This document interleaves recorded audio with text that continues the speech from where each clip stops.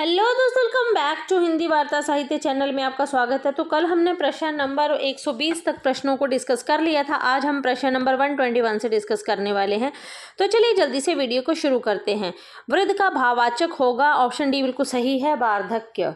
प्रश्न नंबर 122 है, बुढ़ापा भी एक प्रकार का अभिशाप है। इस वाक्य में काले छपे शब्द की संज्ञा का भेद बताइए। तो इसमें जो संज्ञा है वो है भाववाचक संज्ञा। प्रश्न नंबर 123 है हमारे पास, कौन सा शब्द विशेषण है? तो ऑप्शन सी बिल्कुल सही हो जाएगा, निपट शब्द जो है ये विशेषण है।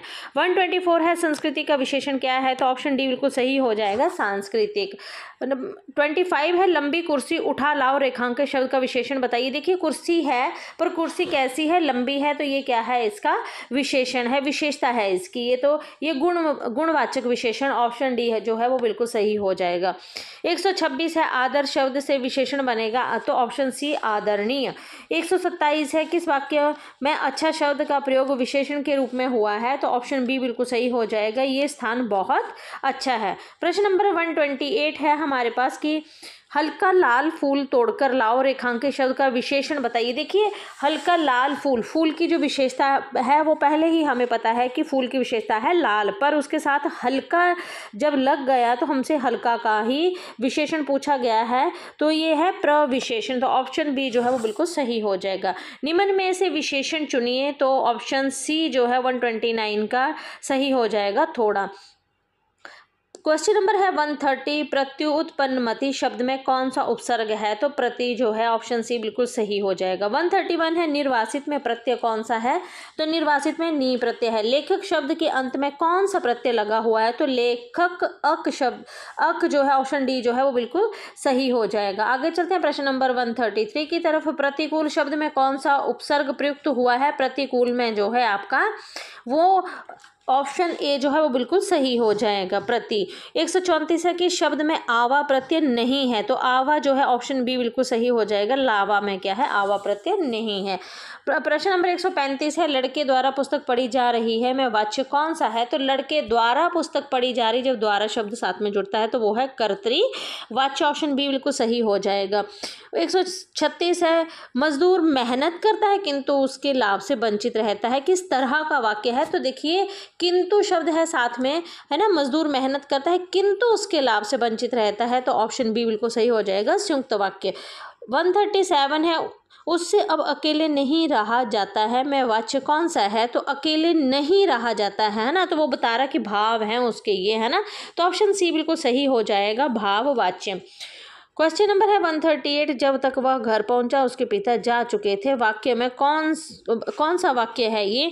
तो ये देखिए ये जो है ये सी, ये मिश्र वाक्य है, जब तक वह पहुंचा उसके पिता जा चुके थे, ठीक है, तो ऑप्शन सी मिश्र वाक्य बिल्कुल सही हो जाएगा। 139 है, आज बहुत पानी गिरा, वाक्य कैसा है? तो ये एक साधारण वाक्य है, क्योंकि आज बहुत पानी गिरा है, साधारण वाक्य है। प्रश्न नंबर 140 है, भारत की प्राचीन लिपि कौन सी है? तो भारत की जो प्राचीन लिपि है वो है आपकी ब्राह्मी लिपि। ब्राह्मी लिपि के बारे में थोड़ी सी बात करें कि ब्राह्मी लिपि भारत की प्राचीनतम लिपियों में से एक है, क्योंकि इसका जो समय है वो 5वीं शताब्दी का माना जाता है ना। और ऐसा भी बोला जाता है कि जो ब्राह्मी लिपि का जो प्राचीनतम उदाहरण हमें देखने को मिला था वो अशोक के अभिलेखों में देखने को मिला था, ठीक है। और उसके बाद है कि ये जो मतलब इसीलिए इसको क्या है, बौद्धकालीन लिपि भी कहा जाता है। उसके बाद अगर हम बात करें तो आपकी खरोष्ठी लिपि भी आती है। खरोष्ठी लिपि जो है वो 3री से 4थी शताब्दी में विकसित हुई थी, पर अगर हम इनका क्रम लगाने के लिए देखें तो सबसे पहले आपकी खरोष्ठी लिपि ही आती है, क्योंकि खरोष्ठी लिपि का जो समय है वो 3री से 4थी शताब्दी का है। पर मतलब खरोष्ठी मतलब बोला ब्राह्मी लिपि को क्यों बोला जाता है? क्योंकि जो आपकी ब्राह्मी लिपि है ना वो ज़्यादा विकसित हो गई थी, इसी कारण जो आपकी खरोष्ठी लिपि है वो कहीं ना कहीं विलुप्त हो गई थी। उसके बाद जब आगे हम देखते हैं तो हमारी फिर एक कुटिल लिपि भी आती है, जिसका समय जो था वो 6वीं शताब्दी का माना जाता है। कुटिल लिपि को ही आप सिद्धमात्रिक लिपि या न्यून कोण लिपि के नाम से भी जानते हैं, क्योंकि इसके ऊपर जो अक्षर लिखे जाते हैं ना, इसके जो अक्षर होते हैं ऊपर शीर्ष से वो टेढ़े मेढ़े और त्रिकोण के जैसे होते हैं। उसके बाद आती है आपकी नागरी लिपि। नागरी लिपि का जो समय है वो 8वीं से 9वीं शताब्दी का माना जाता है। ठीक है। और इसीलिए बोला जाता है कि देवनागरी लिपि का जो विकास हुआ था वो ब्राह्मी लिपि से ही हुआ था। और इस लिपि का सबसे पहले जो प्रयोग हुआ था वो गुजरात के नरेश जयभट्ट के शिलालेख में देखने को मिलता है। इसलिए अगर कभी क्रम आ जाए लगाने के लिए तो सबसे पहले आपकी खरोष्ट लिपि आती है, फिर आपकी ब्राह्मी लिपि आती है, फिर आपकी कुटिल लिपि आती है, उसके बाद आपकी नागरी लिपि आती है, फिर देवनागरी लिपि आपकी आती है। तो चलिए आगे बात करते हैं कि ब्राह्मी लिपि का काल क्या है। तो मैंने आपको पहले ही बता दिया है कि ब्राह्मी लिपि का जो काल है वो 5वीं शताब्दी का माना जाता है।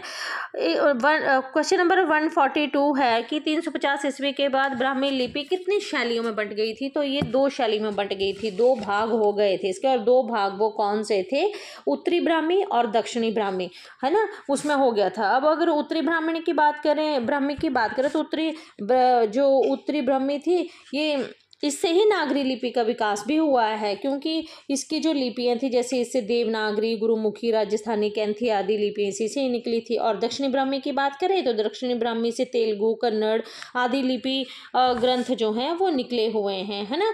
तो इससे जो है मलयालम लिपि और कलिंग लिपि आदियों का विकास हुआ है। चलिए आगे चलते हैं। नागरी के कितने भेद हैं, तो नागरी के जो हैं वो 4 भेद हैं। 144 की तरफ चलते हैं। तो क्वेश्चन नंबर 144 है, नागरी को दक्षिण में क्या कहा गया है। तो बहुत ही प्यारा प्रश्न है, नया क्वेश्चन है ये, कि नागरी को दक्षिण में जो है वो नंदी नागरी के नाम से जाना जाता है। 145 है, नागरी लिपि का प्रथम उल्लेख किस ग्रंथ में मिलता है। तो ये आपका नंदी सूत्र, ऑप्शन ए बिल्कुल सही हो जाएगा। 146 है, टकसाली भाषा कहते हैं। तो टकसाली भाषा जो होती है वो संस्कृतनिष्ठ भाषा को टकसाली भाषा कहा जाता है। 147 है, उत्तर प्रदेश सरकार द्वारा सन 1947 ईस्वी में गठित देवनागरी लिपि सुधार समिति के अध्यक्ष कौन थे। तो आपको पता है कि इसका जो ऑप्शन होगा आपका ऑप्शन सी जो है आचार्य नरेंद्र देव बिल्कुल सही हो जाएगा। 148 की बात करें, अवहट भाषा से क्या तात्पर्य है। तो अवहट भाषा जो है ये ग्रामीण अपभ्रंश का दूसरा नाम अवहट भाषा है। 149 की तरफ चलते हैं। निम्न में से कौन सी बोली पश्चिमी हिंदी के अंतर्गत नहीं आती है। तो आपको पता है अवधी जो है ये आपकी पश्चिमी नहीं बल्कि पूर्वी हिंदी के अंतर्गत आती है। इसमें 3 ही आती है, अवधी, बघेली, छत्तीसगढ़ी। और प्रश्न नंबर 150 की तरफ चले। बांगरू किस उपभाषा वर्ग की बोली है। तो ये आपकी पश्चिमी हिंदी के अंतर्गत आती है। आई होप आपको आज के ये प्रश्न बहुत अच्छे लगे होंगे। अगर वीडियो पसंद आए तो वीडियो को लाइक, शेयर और चैनल को सब्सक्राइब जरूर कीजिएगा। तो मिलते हैं नेक्स्ट टॉपिक पर, तब तक के लिए धन्यवाद।